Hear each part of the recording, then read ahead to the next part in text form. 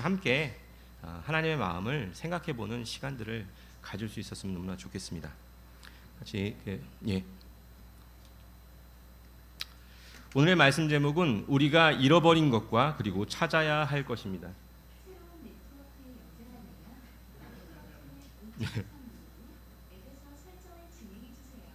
네, 진행 부탁드립니다. 저를 이렇게 올려야 될 것 같은데. 말씀 같이 보시겠습니다. 누가복음 10장 23절부터 37절입니다. 아멘. 누가복음 10장 25절부터 37절입니다. 어떤 율법학자가 예수님을 시험하려고 와서 선생님, 제가 무엇을 해야 영원한 생명을 얻겠습니까? 하고 물었다. 예수님이 그에게 율법에 무엇이라고 쓰여 있으며 너는 어떻게 알고 있느냐 하고 다시 물으시자 그는 너의 마음을 다하고 정성을 다하고 힘을 다하고 뜻을 다하여 주 너의 하나님을 사랑하라. 그리고 내 이웃을 내 몸같이 사랑하라 하였습니다. 하고 대답하셨다. 그래서 예수님이 그에게 내 말이 옳다. 그대로 실천하여라. 그러면 내가 살 것이다 하고 말씀하셨으나 그 율법학자는 자기가 옳다는 것을 보이려고 그러면 누가 내 이웃입니까? 하고 예수님께 물었다. 그러자 예수님은 이렇게 대답하셨다. 어떤 사람이 예루살렘에서 여리고로 내려가다가 강도를 만났다. 강도들은 그 사람의 옷을 벗기고 때려서 반쯤 죽은 것을 버려두고 가버렸다. 마침 한 제사장이 그 길로 내려가다가 그를 보고는 피해서 지나갔다. 그리고 어떤 레위 사람도 그곳에 이르러 그를 보고는 피해서 지나갔다. 그러나 어떤 사마리아 사람은 여행 중에 그 길로 지나가다가 그를 보고 불쌍한 생각이 들었다. 그래서 그는 다가가서 상처에 기름과 포도주를 붓고 싸맨 후 자기 짐승에 태워 여관까지 데리고 가서 간호해 주었다. 이튿날 그는 2데나리온을 여관 주인에게 주면서 이 사람을 잘 보살펴 주시오. 비용이 더 들면 돌아오는 길에 갚아드리겠소 하고 부탁하였다. 그러니 내 생각에는 이 세 사람 중에 누가 강도 만난 사람의 이웃이 되겠느냐. 그때 율법학자는 그 사람을 불쌍히 여긴 사람입니다 하고 대답하였다. 예수님은 그에게 너도 가서 그와 같이 실천하여라 하고 말씀하셨다. 아멘. 예수님 말씀은 사실 이해하기 어렵거나 힘든 내용의 말씀이 아닙니다. 누구나 듣는다면 다 알 수 있는 내용입니다. 하지만 그 안에 예수님이 전하시려고 하는 그 교훈은 우리의 마음을 깊이 돌아보게 합니다. 우리도 누가복음 10장의 선한 사마리안에 대한 이야기를 많이 들어서 잘 알고 있습니다. 잘 알고 있죠. 대부분 사실 어떤 내용들인지 우리가 잘 이해하고 있습니다.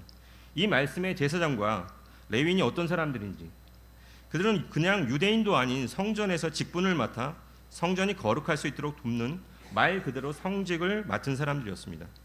그들이 맡은 직분은 업무에 따라 많이 다르지만 제사장들과 레위인들은 성전에서 하나님을 향한 거룩한 제사를 드리기 위한 직무를 맡았으며 그 당시 예루살렘에는 각종 제사가 거의 매일 있었기 때문에 특별히 제사장들이나 레위인들이 한 주간에 한 번씩만 제사를 드렸다면 그들은 적어도 수년 동안 수백 번에서 많게는 수천 번을 제사를 드렸을 것입니다. 어쩌면 예수님 시대에 많은 사람들이 이 제사장이나 레위인을 그 시대의 가장 거룩한 사람들 그리고 하나님과 가장 가까운 사람들로 여겼을지도 모릅니다. 하지만 이 말씀 속에 제사장과 레위인은 그 수많은 거룩한 것처럼 보이는 종교적인 일들을 했지만 정작 예수님의 말씀을 통해 우리에게 말씀하시고 싶은 누군가를 불쌍히 여기는 따뜻한 사랑은 그 안에 없었습니다. 신기하고 아이러니하죠, 사실. 오히려 종교적인 기준으로 보면 그들과는 상종도 못할 사마리아 사람이 강도당한 사람을 불쌍히 여겼고 우리가 상상할 수 없는 친절을 베풀었습니다. 그런 일들을 하시겠습니까? 사실 저도 이런 일들을 가끔씩 제 주변에서 이렇게 보게 될 때가 있습니다. 이런 것과 좀 다른 종류지만 그러지 마세요 이렇게 얘기하고 싶을 때가 좀 있어요.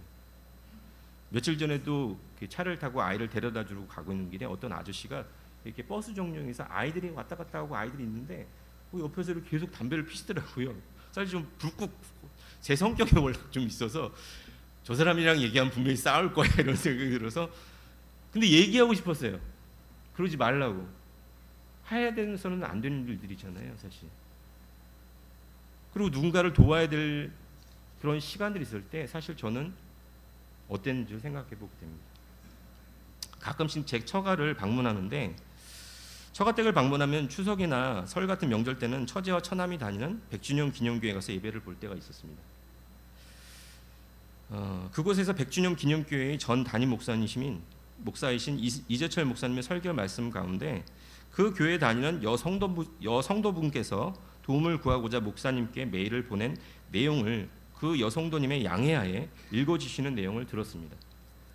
그 여성도분의 남편은 어려서부터 남편이 다니던 교회에서 모태신앙으로 자랐고 교회에 많은 봉사로 섬기며 365일 가운데 360일 가까운 날을 새벽 5시 새벽 기도에 참석할 만큼 교회 분들에게는 아주 모범적인 신앙인으로 보였지만 집안에선 이 여성도분의 조그만 잘못에도 불같이 화를 내며 비난하고 심할 때는 화를 참지 못해 폭력을 행사할 때도 자주 있었다고 합니다.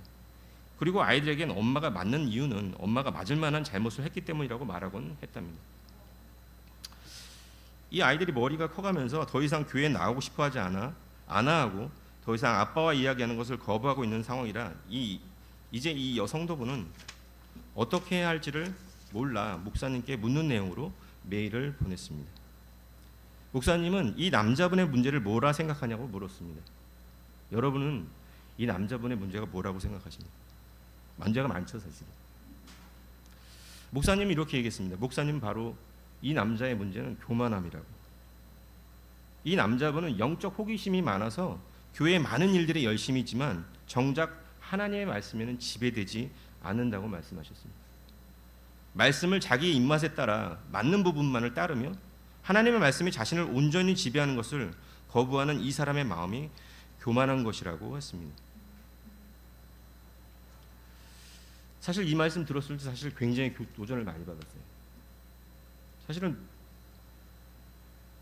내가 그런 사람인데 제 아내를 때리지 않고 욕하지 않지만 부분적으로 나는 골라서 따르는 것 같은데 라는 생각이 제 마음에 너무 많이 와닿았어요.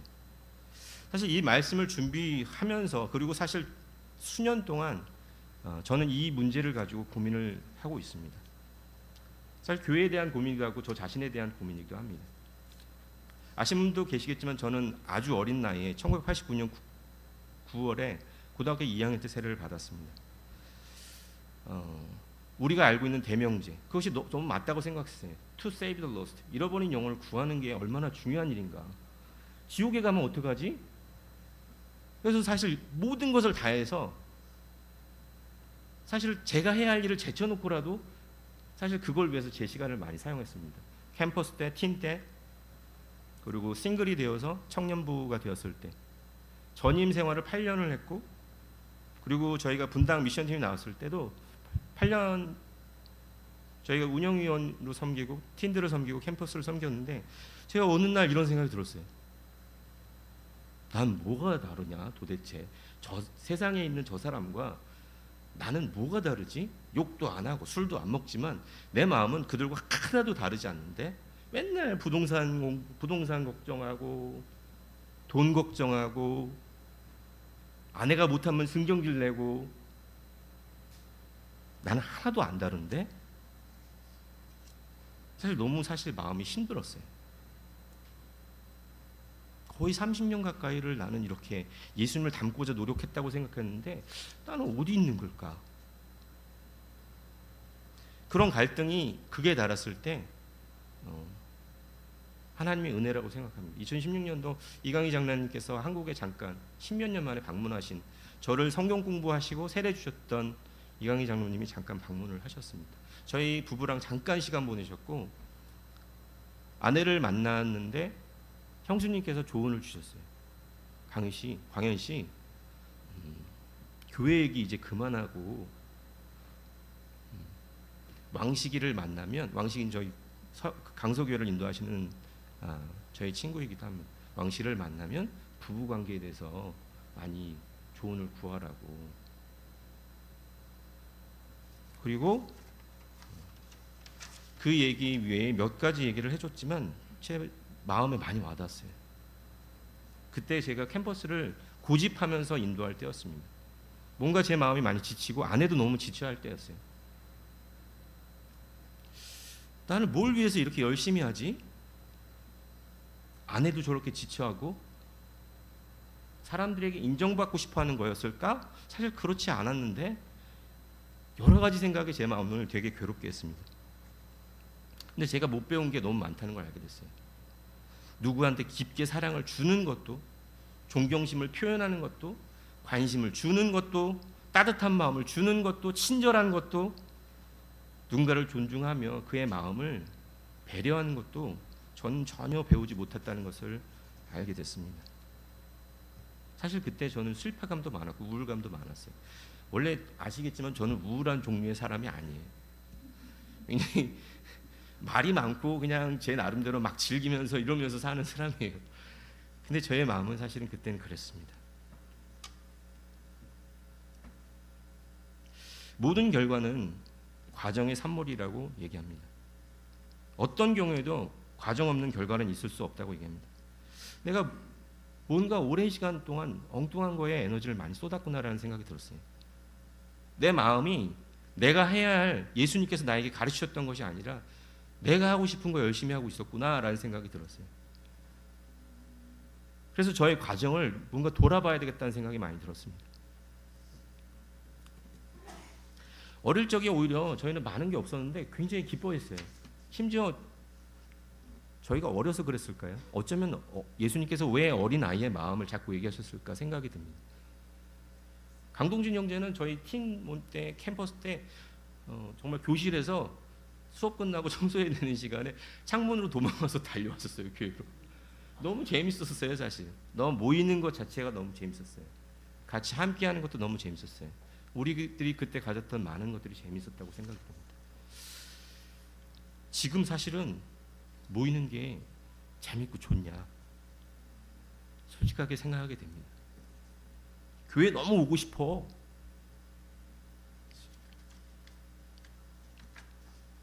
뭘 잃어버린 걸까요, 우리가? 잠시 저희 개인적인 경험들을 나누는 것을 양해 부탁드립니다. 방흥식 형제와 저는 성경 공부를 했습니다. 제가 방흥식 형제가 우리 박금주 형수님을 통해서 초대를 받았어요. 1990년에 저희가 시컴했을 때 고등학교 3학년 때였습니다. 소개를 받고 처음 만나자마자 성경 공부 약속을 잡았어요. 막 정신이 없는데 근데 형수님 오셔서 내 동생이야. 근데 형수님은 너무 하얀데 왕신 너무 새까맸어요. 신기하게 양말도 막 여기까지 이렇게 올려가고 신면서 독특한 친구다. 너무 순수했죠 사실 우리들. 성경 공부 약속을 잡고 저희가 바로 다음 날 만나기로 했어요. 연대 저희가 고등학교 3학년이었는데 연대 캠퍼스 앞에 정문에서 만나기로 했어요. 근데 약속이 2시였는데 제가 버스를 타고 한참 가던 중에 아현역에서부터 갑자기 버스가 안 움직이기 시작했어요. 왜냐면 그때 당시에 데모를 하느라고 움직이지 않는 거예요. 거기서 왠지 몰랐어요 사실은. 거의 막 2시 제가 약속 시간 미리 출발했는데도 2시 반 3시가 다 됐는데 안 움직였어요. 그래서 갔겠다. 근데 그때 당시엔 삐삐도 없었고 핸드폰도 없었기 때문에 무조건 가야 됐었어요. 약속을 하면. 없겠지. 근데 막 제가 버스에서 내려서 막 정문으로 막 뛰어가고 있는데 막 최루탄이 막 연기가 너무 자욱하고 전경들이 이리 갔다 저리 갔다 정신이 하나도 없었어요. 갔겠지. 정문에 갔는데 거기 앞에 이렇게 뚝 서 있는 거예요. 거의 2시간이 제가 늦었어요 사실은. 너무 미안해서 미안해 약속을 잡았는데 저희가 고등학교 3학년이 돈도 없고 어디 갈 데가 없어가지고 성경 공부를 어디서 하지 하다가 저희가 전철을 타고 갈 데가 없으니까 홍대 플랫폼 양쪽에서 왔다 갔다 하잖아요 전철이. 플랫폼에 있는 벤치에서 저희가 성경 공부를 했어요. 앉아가지고 삐리리리리 전철 들어오면 딱 멈췄다가 사람들 다 가면 다시 이렇게 얘기를 하고 그게 첫 번째 성경 공부였어요 사실은. 근데 너무 인상에 저의 평생에 남는 33년 넘는 이 시간 가운데 너무 성경 공부가 그 공부 많이 생각이 나요. 제가 잘 모르는데도 이렇게 디렉션을 줬어요. 지시를 줬어요. 이렇게 숙제를 줬어요. 왕씨가 너가 잘못한 사람 있으면 오늘 가서 사과해. 그럴게. 방흥식 형제가 한 달도 안 돼서 세례 받았죠. 정말 너무나 기억에 많이 남는 시간들입니다. 정말 사람들이 왜 그때 그 마음에서 정말 우리들 표현으로 파이어, 마음이 이렇게 불타듯이 이렇게 올라왔을까? 왜 이렇게 감사하고 보고 싶어 했을까? 솔직히 많이 생각하게 돼요. 무엇이 달랐지? 그 당시에 제가 사실 한국에서 두 번째 남자 세대라고 얘기합니다. 사실은 두 번째 세대가 아니에요. 지금 남아있는 사람 중에 두 번째 세대지. 저보다 먼저 연대에서 세례받았던 분들이 있습니다. 군희 형님이랑 형님이랑 이름을 기억하네요. 헌혈 형님이라면 헌혈 이한혈이라는 형님이 있었어요. 연대 경제학과 형님이었는데 아시겠지만 그분들이 굉장히 저보다는 샤프하시고 똑똑하시고 그렇게 보였어요. 영어도 카투사 출신이셔서 영어도 잘하셨던 것 같아요. 성공부가 제가 잘 몰랐지만 그분들이 아마 성공부가 좀 지지부진했던 것 같아요. 근데 어느 날 갑자기 세례를 받았다고 하고 마음을 나누고 같이 교제하는 시간이 있었어요. 어떻게 마음을 열게 됐는지. 어느 날 성공부라고 너무 늦었는데 그때 당시에 그 형제들끼리 모여 있는 브라더하우스라는 데가 있었거든요. 신촌에 동문 쪽에. 두 명이 딱 누우면 옷 입고 두 명이 누우면 꽉 차는 곳이었어요. 근데 늦게까지 성경 공부하다가 너무 늦어서 갈 수가 없으니까 그냥 거기서 잤나 봐요. 둘이서. 근데 늦게 원래 그 집에 살던 그 집에 같이 지내던 제이미 오라는 형제가 있었어요. 그 형제가 늦게 왔는데 다음 날 아침에 일어나 보니까 그 제이미 오 형제가 깨울 줄 알았더니 자기 그 발 밑에서 앉은 채로 자고 있더래요. 네. 사실 이 형의 마음이 되게 그때 많이 열렸다고 그 형님의 얘기로는 그랬습니다. 그 형님이 보기에 제이미가 훨씬 자기보다 놀라운 사람인데 똑똑해 보이는데 이렇게 생각했나 봐요. 그냥 세상적인 얘기가 아니라 그냥 그렇게 보였을지도 모르겠죠. 그분이 MIT 공학 박사 출신이었어요. 거기다가 운동도 너무 잘해요. 그리고 피아노도 너무 잘 쳐요. 근데 너무 젠틀하고 따뜻해요. 저한테도 크리스마스 때 본인이 직접 만든 초록색 무슨 마분지 같은 거에다가 이렇게 붙여가지고 한국말 잘 못 쓰는데 광현 씨 축하해요. 세례 받아서 뭐 이렇게. 그 형제의 모습을 보면서 자신의 마음이 많이 열렸다고 얘기를 했습니다. 저희 개인적인 경험이죠. 근데 생각해 보면 우린 뭔가 잃어버렸고 뭔가 찾아야겠다 그런 생각이 들었습니다. 같이 마가복음 1장 21절부터 22절입니다. 같이 말씀 보겠습니다.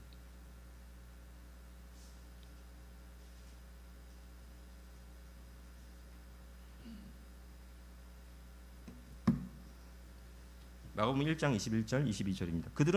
그들 일행은 가버나움으로 갔다. 곧 안식일이 되어 예수님은 회당에 들어가 가르치셨다. 그의 가르침이 율법학자들과 달리 권위가 있으므로 사람들은 놀라지 않을 수 없었다.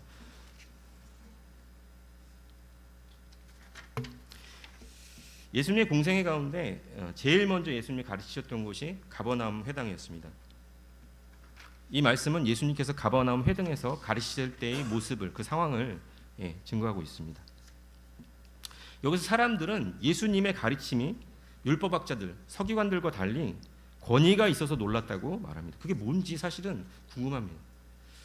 우리말 권위라고 번역된 엑수시아는 파워, 힘, 능력을 말합니다. 예수님이 가르침이 힘과 능력이 있었다는 것입니다.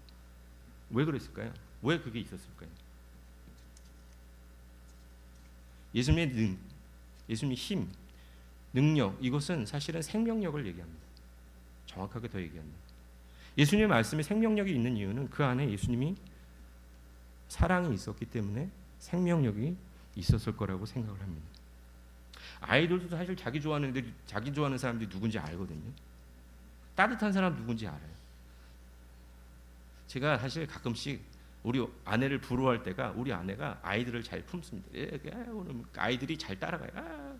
저한테 오라면 아이들이 이렇게 무서워서 자꾸 따라내가요.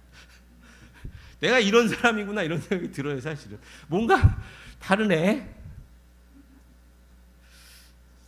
여러분들을 좋아하는 사람은 누굴까요? 여러분들은 누구한테서 사랑을 많이 받고 있습니까? 예수님의 능력은 사랑이었습니다. 우리 교회가 능력을 잃어버린 걸까요? 사실 성경 공부가 어떨지 궁금하기도 합니다.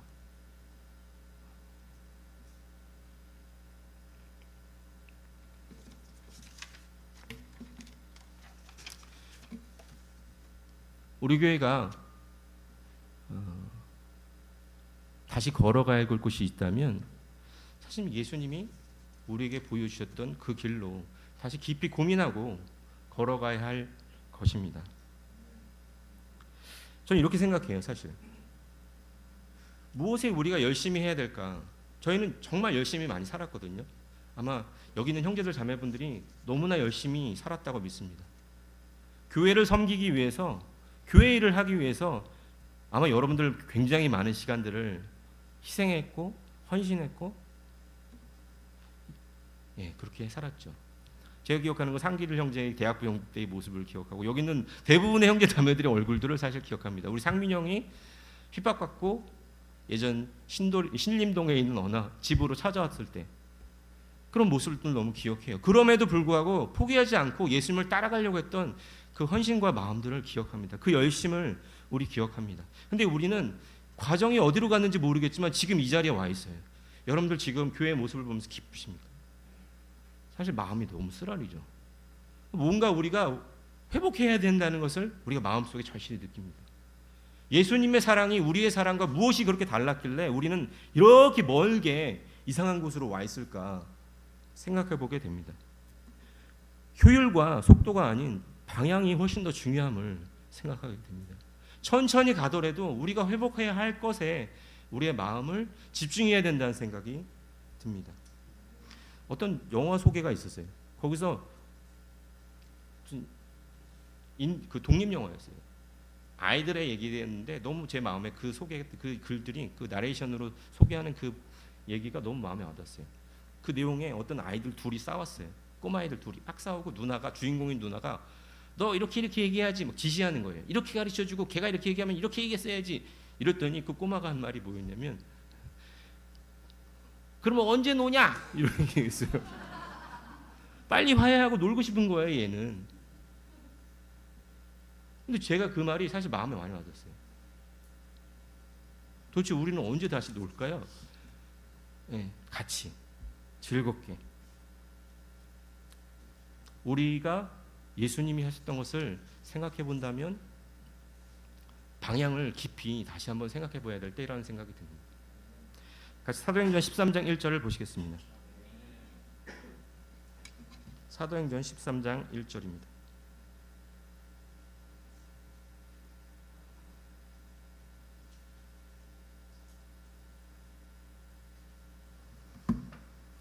사도행전 13장 1절입니다. 안디옥 교회에는 예언자와 교사들이 있었다. 그들은 바나바, 니게르라고 하는 시므온, 구레네 사람 루기오, 갈릴리 지방의 통치자인 헤롯과 함께 자란 마나인, 그리고 사울이었다. 사도행전 13장은 바울과 바나바가 대흉년을 당한 예루살렘 교회의 안디옥 교회의 구제금을 전해주는 임무를 마친 뒤에 청년 마가를 데리고 안디옥으로 귀환한 바로 그 뒤의 이야기입니다. 사도행전 13장 1절은 안디옥 교회를 섬기고 있는 5명의 인도자들에 대해 소개하고 있습니다. 5명에 대해서 얘기가 나오죠. 첫 번째 인물은 바나바로, 그는 유력 가문 출신의 유대인, 유력 가문 출신의 레위인, 다시 말해 정통파 유대인이었습니다. 두 번째는 느게르라고 하는 시몬이었습니다. 본문은 이 시몬의 연령이나 직업이나 학력에 대한 어떤 정보도 전해주지 않습니다. 단지 그가 느게르였음을 밝혀주고 있습니다. 라틴어 느게르는 검다는 뜻으로 여기에서 파생된 단어 니그로가 바로 흑인입니다. 시므온은 흑인이었을 겁니다. 2000년 전 로마 제국 내에서 흑인은 거의 노예들이었고 유대인들은 심한 인종차별주의자들이었습니다. 그들이 볼 때 노예 출신이었던 시므온은 인간 이하의 인간으로 보였을 겁니다. 세 번째 인물은 구레네의 루기오였습니다. 구레네는 지금의 리비아입니다. 그는 리비아 출신이라는 것 외에 어떤 것도 밝힐 것이 없는 무명의 이방인이었습니다. 네 번째는 개역 성경을 통해서 보면 분봉왕 헤롯 안티파스의 젖동생 마나인이라고 나옵니다. 친로마 가문인 헤롯 가문의 사람이란 것이나 그가 분봉왕이었다는 것은 그 역시 마나인 역시 과거에 로마의 하수인으로 동족을 착취했던 자들로 여겨진 사람이었을 것입니다. 그리고 다섯 번째 마지막은 바울이 된 사울이었습니다. 보면 이 5사람이 어떻게 초대교회 이방인들에게 말씀을 전한 중심교회가 될 수 있었을까? 또 그들이 어떻게 인도자 그룹을 형성할 수 있었을까 생각해 보게 됩니다. 아마 지금이라면 사실 상상할 수 없는 분봉왕이었고 노예 출신이었고 외국인이었고 정통파 유대인에다가 예수님을 핍박한 사람들이 거기 모여서 같이 마음을 합해서 그 교회를 섬기는 거였습니다. 실제로 이들을 통해서 바나바와 사울이 전도 사역을 나갔을 때 나머지 3명을 통해서 안디옥 교회는 굉장히 튼튼하게 섬겨졌었습니다. 어떻게 그들은 하나가 될 수 있었고 조화를 이룰 수 있었을까요? 아마도 안디옥 교회의 주님이 예수님이었기 때문이라는 생각이 듭니다. 당연한 얘기죠.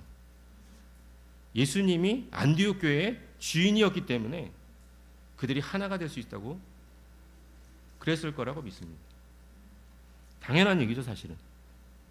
당연한 얘기인데 굉장히 어려운 얘기입니다. 그죠? 제가 몇 년 동안 이강희 장님이 한국에 오실 때마다 저한테 사실은 먼저 제가 너무나 사과를 드리고 싶습니다, 여러분들께. 제가 너무나 어리석고 비영적이어서 사실은 그렇게 얘기했었습니다. 이강희 장로님께서 저에게 똑같은 질문을 한 질문이 있었어요. 같은 질문이었어요. 매년마다 여러 번 질문했었습니다. 한국교회에서 어떤 부부가 장로부로 세울 수 있을까? 나한테 좀 알려달라. 그 사람을 세우겠다는 게 아니라 그냥 조언을 구하신 거였어요. 여러 사람들을 추천하면 그 중에 생각하실 수도 있겠죠. 하실 수도 있고 안 할 수도 있고. 근데 이 말씀을 저한테 질문하셨어요. 제가 그때마다 뭐라고 얘기했냐면, 저는 못된 성향이 있어서 좀 비판적이고 크리티컬하고 투덜거리고 좀 그런 성향이 많습니다. 죄송합니다. 회개하겠습니다. 누군가가 앞으로 제가 투덜거리는 걸 보시면 꼭 도전을 주시길 부탁드립니다. 죄송합니다. 그때 제가 이렇게 얘기했어요. 사실 비슷비슷해요. 그냥 다들 별 문제는 없는 것 같아요.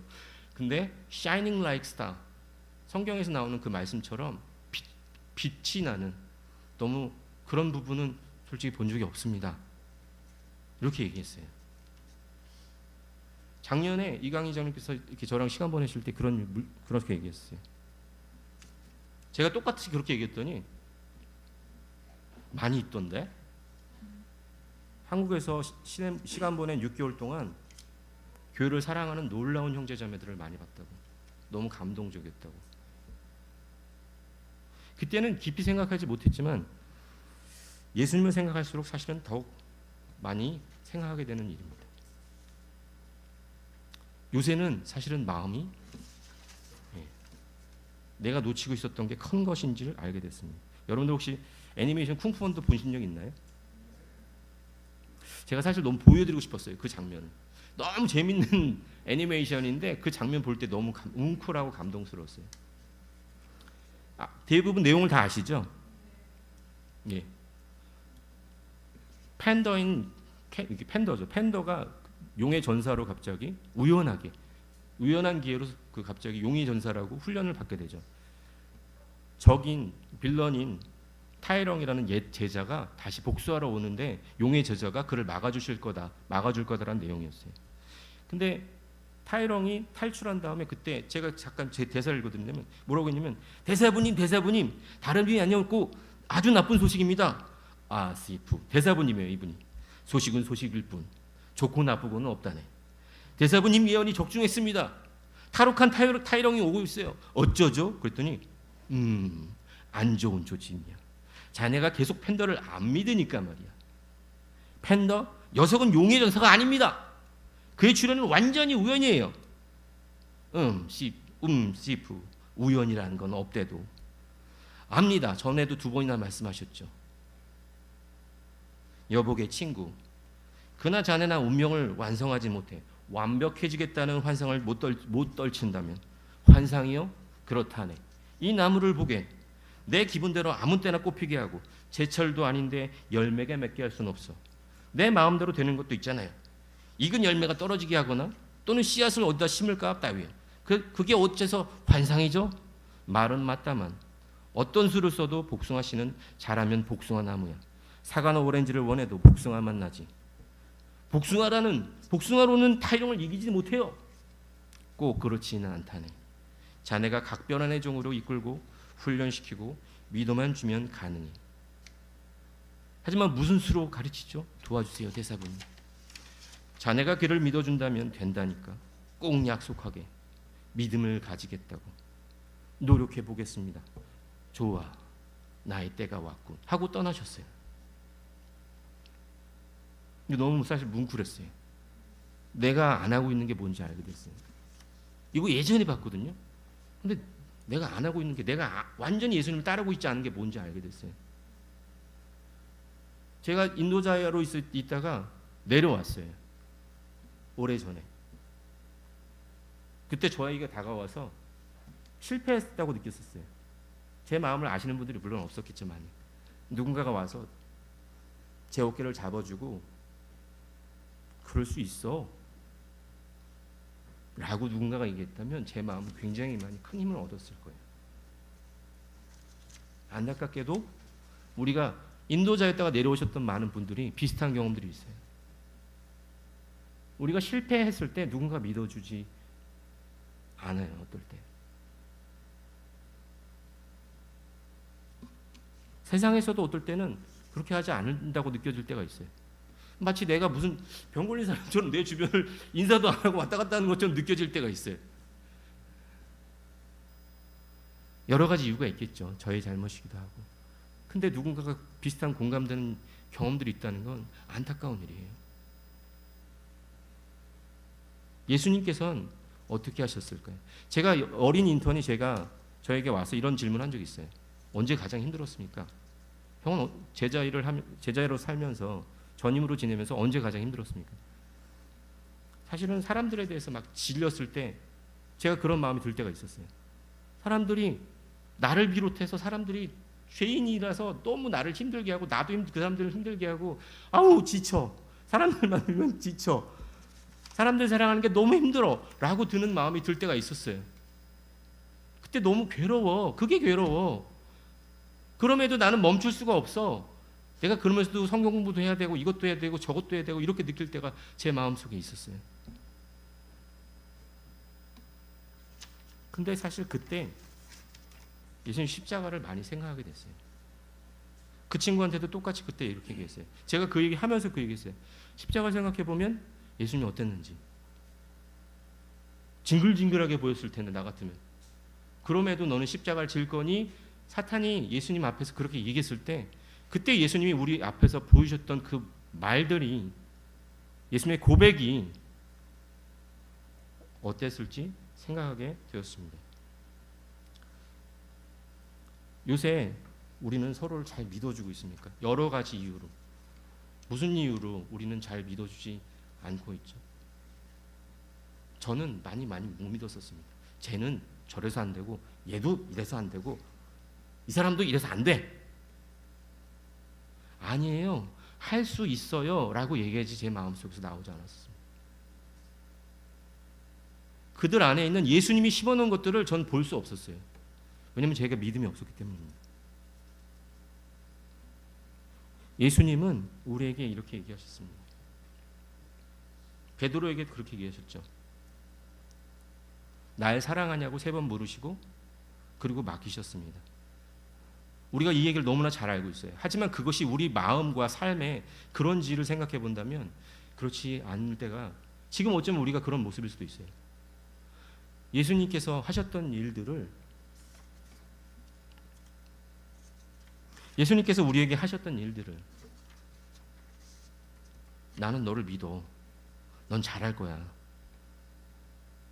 넌 정말 잘할 거야. 놀랍게 우리 교회의 찬양 인도를 잘할 거야. 예. 사실 그렇게 얘기하지 않았거든요. 저는. 아유 뭐가 어떻고 저떻고 제가 아는 것 안에서 그런 얘기 되게 많이 했었어요. 잘 알고 있어요. 몇몇 사람은 제가 그렇게 얘기했던 거.